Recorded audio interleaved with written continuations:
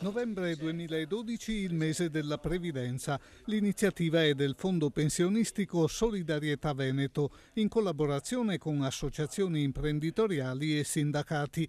Al via prossimamente un importante progetto. Dal 2013 30 milioni di euro cominceranno a giungere al sistema economico-finanziario della nostra regione.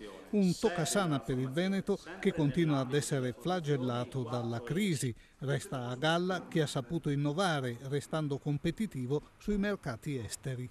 Ci sono dei settori che per fortuna, grazie agli investimenti in tecnologia e innovazione del prodotto, grazie soprattutto alle persone che ci lavorano, riescono a mantenere competitività soprattutto all'estero.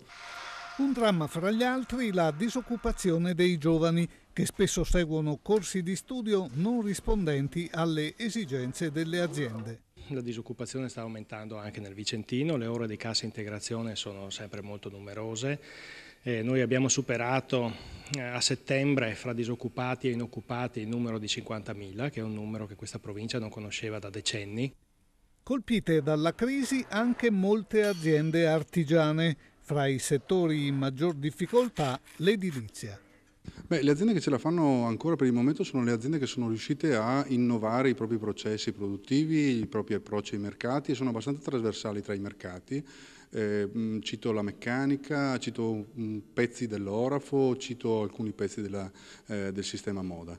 Ripeto, l'edilizia è quella che in questo momento ne soffre di più.